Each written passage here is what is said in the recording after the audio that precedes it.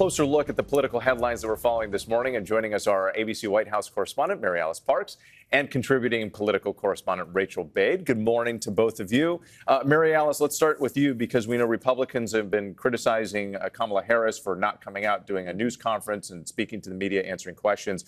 Also, we've seen Harris and Walz presenting themselves as these warriors, this joyful part of the campaign. What is the strategy here? Look, I think there's legit criticism there that she hasn't done a press conference yet, hasn't sat for a formal interview. So much has happened in 2.5 weeks. There are so many questions. I mean, we're reporters. We like more press conferences all the time. And she's going to have to define her campaign more. She's going to have to flesh out some of her policy positions. But that strategy you're talking about, that joyful warrior presence, that excitement, leaning into the laughing, it has been effective out there on the campaign trail. Amazing how quickly she's kind of branded herself like that, blunting criticism that she laughs too much. She looks and sounds different than President Biden. I think that it's reminding Democrats they don't have to feel that sense of doom that, frankly, a lot of them felt about the Biden campaign.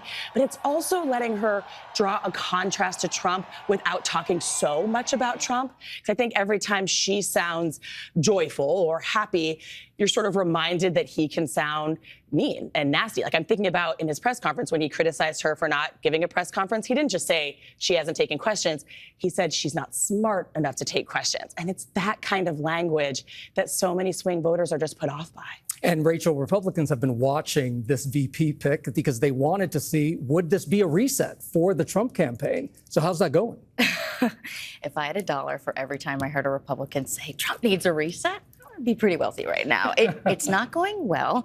And the reason is because Republicans are asking Trump, you know this, Rachael, you've covered him for a long time, to actually fight his basic instincts, right? It would stop with the personal attacks, stop with the schoolyard taunts like MaryAlice was just talking about, and focus on policy. There is this belief amongst Republicans up and down the ballot that even though Harris has erased this lead that Trump had over Biden pretty much all year, that she is actually in some ways a richer target for Republicans, politically speaking. And that's because in the past she's supported some policy positions that are rather unpopular with swing voters, things like Medicare for all, banning fracking, supporting a mandatory gun buyback program, and decriminalizing border crossing. So Republicans want Trump to focus on that. Instead, what do you see this week when he comes out and does his press conference? He falsely claims that it was unconstitutional for Democrats to replace Biden atop the ticket. He falsely claims that his crowd sizes were larger than Martin Luther King Jr.'s I Have a Dream speech. And J.D. Vance goes out there and starts attacking Harris's running mate for his military record. This is not the campaign Republicans want to see Trump run. This is not the campaign they think he can win on. And that's why you see the Wall Street Journal editorial board, which is very conservative, running headlines like this: will Donald Trump blow another election? Wow.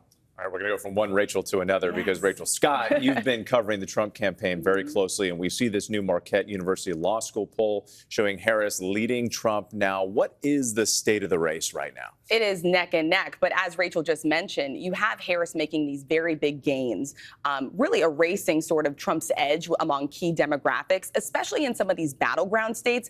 One of the things that I found very interesting from this poll was looking at the enthusiasm gap. And when we talk about former President Donald Trump really wanting to run against President Biden, it's because a lot of his campaign advisors were looking at the crosstabs in those polls and saw not very much enthusiasm among Democrats when it came to President Biden. It was just at like 34% around May. Now it's 55%. So when MaryAlice is talking about Democrats being energized, right, that is not what the Trump campaign wants to see. On the other end of that, though, Trump is still on firm ground when it comes to critical issues, immigration, the border. He has very strong polling on those issues, and that is exactly why Republicans really want him to focus on the issues, not so much the attacks. And it's been fascinating to see how it's a whole new race. MaryAlice, let's talk about the website for a second and Tim Walz, because there was this slight tweak that some folks noticed because the campaign initially called Walz a retired command sergeant major.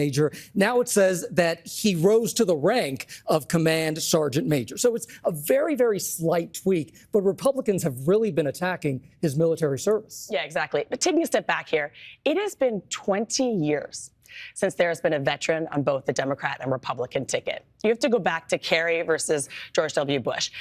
Before, it was often a prerequisite, military service, for running for office. How remarkable that the country has sort of swung away from that, but now has two veterans, two enlisted men running at the top of the ticket. I think that some people will care about the fact that Waltz seemed to sort of misrepresent. He said that he, was in war when he never saw active combat. The campaign now says that he misspoke. But I actually think that more Americans will care that there are two veterans. Waltz served in uniform for 24 years. You're right, they changed the campaign website to no longer say retired, because even though he did rose to that rank, he didn't serve in that position long enough to formally retire at that rank. But look, he was also, when he got out, and he was really outspoken against the war in Iraq. He was consistent with that position. I do think that's something he'll be able to talk about. Frankly, a lot of Americans were consistent in their opposition to the Iraq war. And I talked to a lot of veterans, some major veterans organizations across the country, that were really excited about that pick, just because of the work that Waltz did when he was in Congress fighting for veterans and veterans benefits. MaryAlice Parks, Rachael Bade, I love a good political discussion. We can just keep this going all morning. Thanks so much, guys.